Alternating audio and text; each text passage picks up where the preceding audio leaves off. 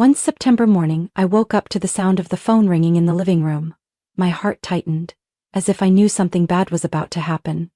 Just as I feared, Matthew's, my husband's voice came through, excited but cold.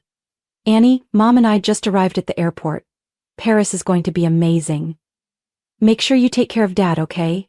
We'll probably send you some pictures next week." The call ended abruptly with a long beep, leaving me in stifling silence. I put the phone down, feeling empty inside. The large mansion in the suburbs of Seattle gleamed under the morning sun but felt as cold and desolate as an empty fortress. I glanced around at the walls adorned with expensive art and crystal chandeliers. Somewhere inside, Mr. Henry, my father-in-law, lay motionless on the large bed in the west wing, where he had spent the past 3 years in a near catatonic state. Matthew and his mother Eleanor always had convenient excuses to leave me alone with the responsibility of caring for him. "I have urgent work, Mom needs a relaxing getaway," they would say over and over again. But I knew the truth. They didn't want to be burdened by responsibility. To them, I was nothing more than a tool to maintain the illusion of their perfect family image. At 33, I had given up my career and personal ambitions since marrying Matthew. At first I believed he loved me, but I eventually realized that what he truly needed was a compliant wife to please his mother. Eleanor liked to control everything, from the house's decor to the way I spoke. Her compliments always carried an undercurrent of supervision and control. "You're taking great care of Mr. Henry, Annie," she often said with a fake smile, but in her eyes I saw the real message. I wasn't allowed to abandon this role. I walked to the living room, stood by the large window and gazed out at the garden. The maple trees had started changing color, their red leaves vibrant, but I felt no sense of relief. Everything in this house suffocated me. It was a lavish prison, where I was trapped by obligations and promises I had never willingly made. I turned away from the window and entered Mr. Henry's room. He sat quietly in an old armchair near the window. His cloudy eyes seemed unfocused, staring at nothing in particular. Over the past 3 years he had become a shadow of his former self. A once successful businessman, now living like a faded monument. I sighed softly and adjusted the blanket over his legs. "Do you need anything?" I asked gently, not expecting a response. But to my surprise, he slowly turned his head and gave me a brief, evaluating look. It lasted only a moment but was enough to leave me unsettled. I stood still for a few seconds, then quietly left the room, wondering what had just happened. In the spotless kitchen, I washed the breakfast dishes, letting cold water run over my hands. Suddenly, the image of Mr. Henry's gaze from earlier resurfaced in my mind. I shook my head, telling myself I was overthinking. But deep down, I couldn't shake the feeling that something was about to change. And maybe I should prepare for it. I set my teacup down on the table when I heard a faint call from the end of the hallway. At first, I thought I was imagining it, having grown used to the silence that engulfed this house. But then the voice spoke again, weak.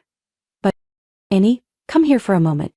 It was Mr. Henry. Surprised, I quickly made my way to his room. He rarely called for me and barely spoke more than a few brief sentences.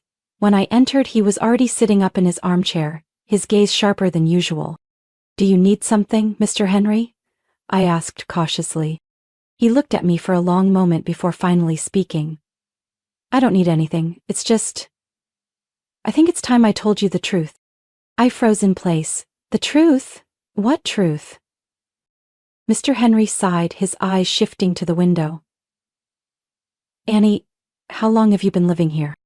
"Since I married Matthew, more than 3 years," I replied, puzzled by the strange question. 3 years, he repeated, his voice filled with reflection. 3 years you've lived here like a prisoner in your own home. Have you ever wondered why things are the way they are?" I didn't know how to answer. The truth was, I had wondered about it before, but daily responsibilities had made me forget those questions over time. "Annie, I'm not really sick," he suddenly said, his tone firm and resolute. His words hit me like a slap. I stared at him in shock, unable to believe what I had just heard. You're not sick! What are you saying?" Mr. Henry nodded slowly, his face devoid of any sign of jest. "I've been pretending to be ill.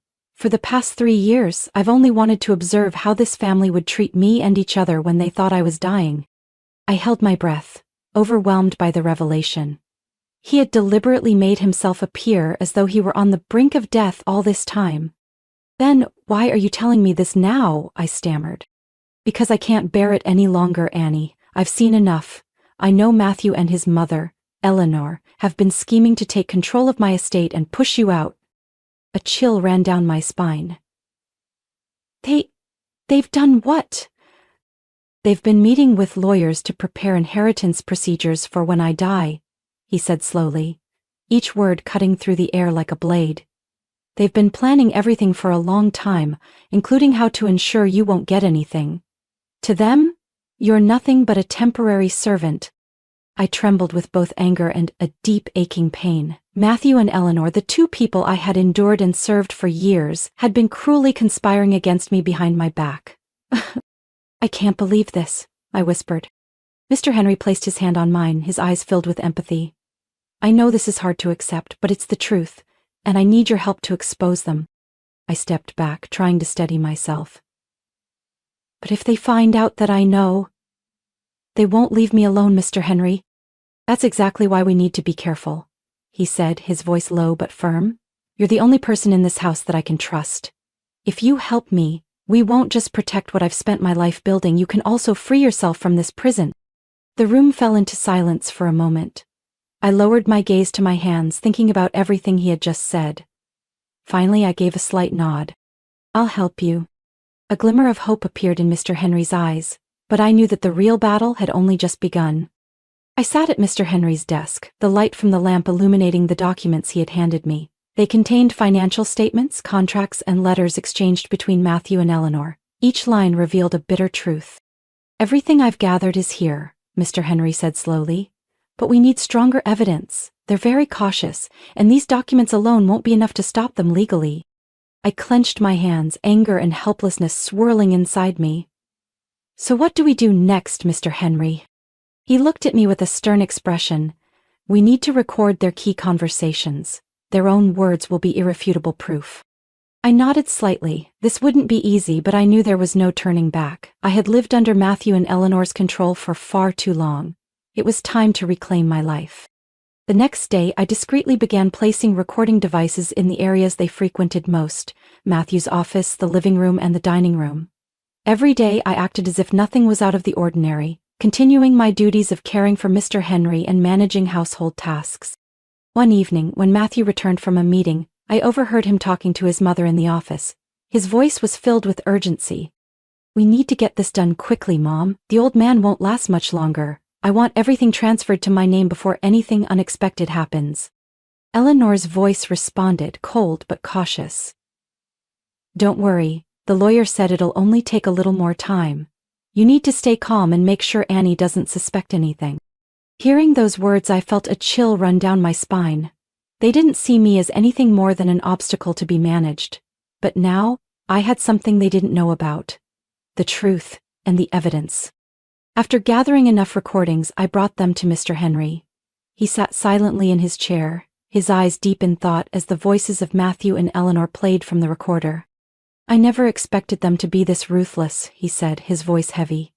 "Annie, I can't let them control my estate. They'll destroy everything I've built." "So what do we do next, Mr. Henry?" I asked.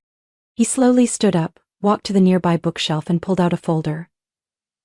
"I've thought about this for a long time but never had the courage to act. Now is the right time. I'm going to transfer all my assets to a charitable foundation. And you, Annie, will manage it." My eyes widened in shock. "Me? But how can I handle such a huge responsibility?" "You've lived in the shadows for too long, Annie," he said gently. "I've watched you over the years. You're much stronger than you think. You're the only one I can trust. If not you, then who?" I stood frozen, feeling the weight of his trust in every word. Finally, I nodded slowly. "I'll do it. For you and for myself." Mr. Henry smiled softly, but his eyes remained filled with determination. "Then we must begin immediately. We don't have much time, Annie." From that moment, I knew I had entered a battle not only to protect Mr. Henry, but also to reclaim my freedom. That afternoon, as the sun began to set, I stood on the balcony, gazing toward the main gate. Matthew's luxury car slowly pulled into the mansion grounds. Eleanor sat in the back seat, wearing oversized sunglasses and looking as proud as ever. From a distance, I could already hear their laughter and chatter as they got out of the car. "Annie, we're back!" Matthew's voice echoed from below. I took a deep breath, preparing myself for what was to come. The plans Mr. Henry and I had meticulously prepared ran through my mind. Eleanor was the first to enter the living room, her smile smug and condescending as always. "Everything okay here, Annie? I knew you'd manage just fine. As for us, we had an amazing trip. Paris never disappoints." I responded with a simple nod, keeping my face calm. Matthew walked in right after, tossing his coat onto a chair. "How's Dad?" he asked without the slightest hint of genuine concern. "He's waiting for you both in the study," I said curtly. Eleanor raised an eyebrow, surprised. "Waiting? He has something to say?" "Yes," I replied, my gaze steady on her. "It's something important." Matthew and Eleanor exchanged puzzled glances but didn't ask further.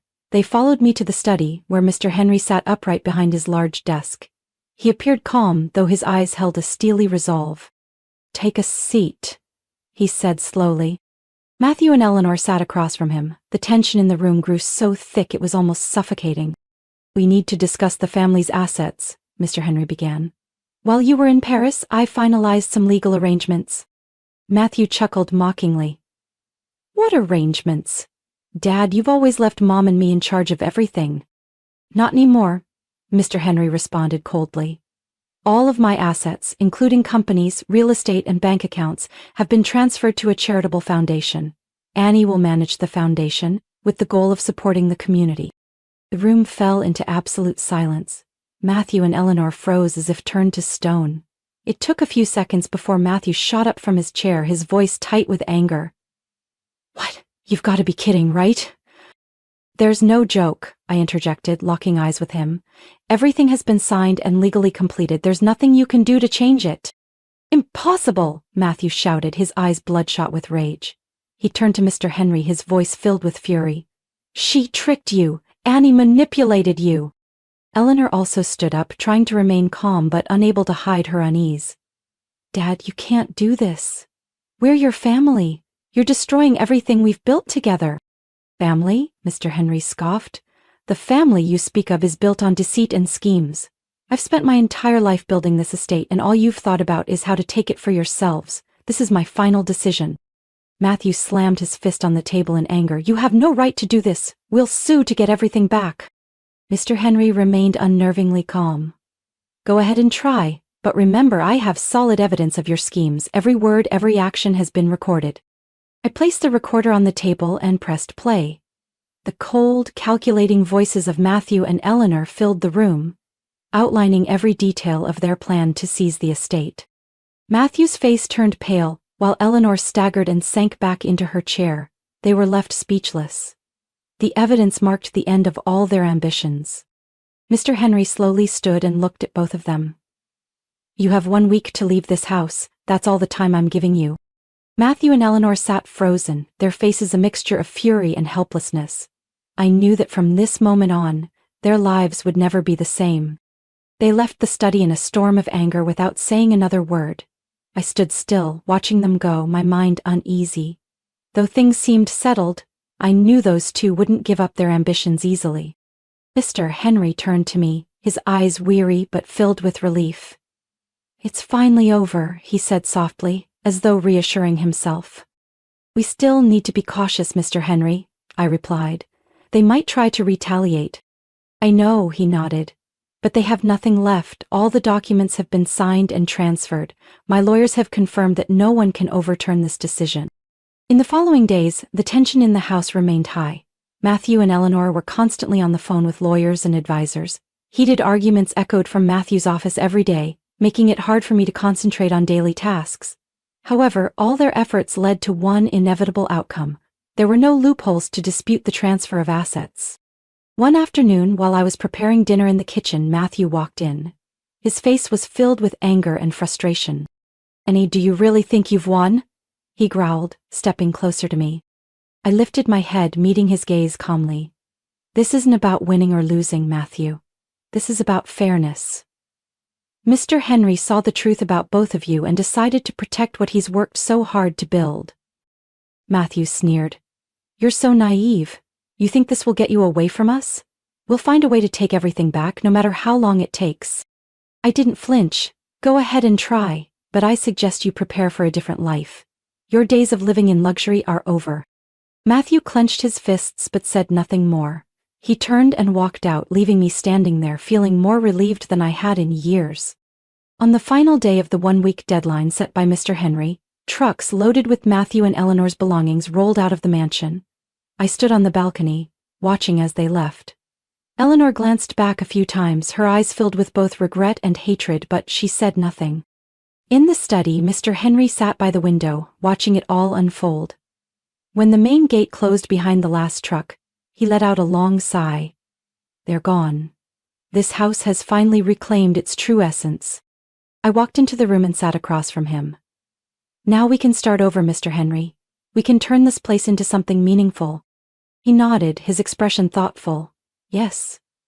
I let too many terrible things happen for far too long. But thanks to you, Annie, I can finally make things right. We're doing this not just for you but for others as well, I said, feeling the conviction in my words. We're going to create a place where no one will ever be treated unfairly like I was. Mr. Henry smiled. You truly are a strong person, Annie. I'm very proud to have you by my side. I didn't say anything more, but a deep sense of comfort filled my heart. The years of pain and suffering were now in the past. Ahead of me was a new path, one where I would no longer be a shadow in this house. I was now in control of my life, and I would never let anyone take that away from me again. A gentle breeze drifted in through the window, carrying the soft scent of the garden behind the house. I took a deep breath, feeling the freedom I hadn't known for so many long years. The mansion, once a symbol of power and luxury, had now been completely transformed. The cold, empty walls were replaced with vibrant paintings created by local children. Rooms that were once locked and silent were now filled with laughter and the sounds of workshops and community classes. As the president of the Henry Foundation, I still wasn't used to people addressing me with such respect and warmth. From a woman who was once dismissed and ignored, I had become a true leader. Miss Annie, we finished setting up the reception area, a young volunteer announced as I reviewed the event schedule. Great, thank you, keep following the plan, I replied with a smile, feeling relieved that everything was progressing smoothly. The grand opening ceremony of the Community Support Center took place that weekend. Families in need, elderly individuals, and young people seeking vocational training all attended. As I stood to give my speech, I saw hope and expectation in their eyes. Something I had once longed for but never thought I could achieve.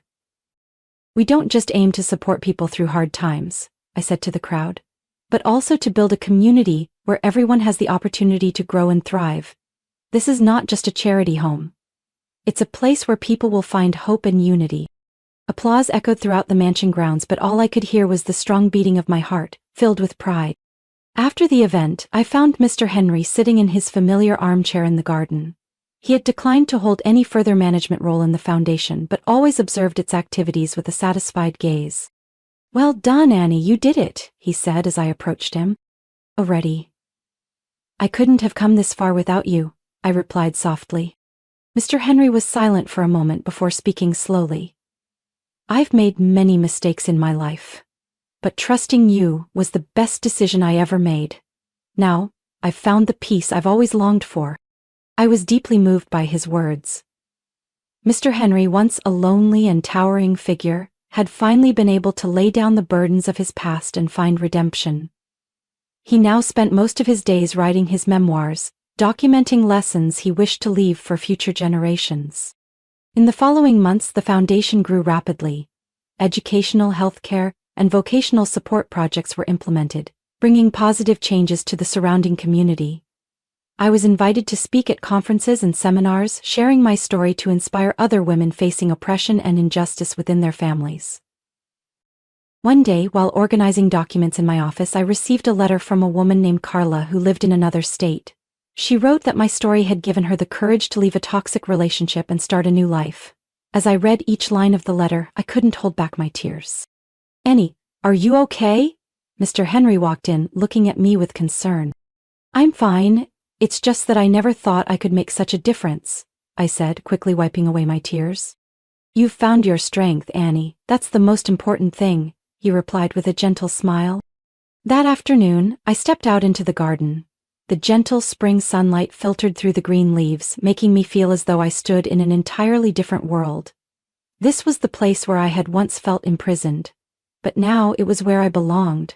A place where I could live and grow freely. The road ahead was still long, but I felt no fear. With the resilience I had built over the years, I knew I could face any challenge. I had emerged from the darkness and was now shining a light to help others find their own paths.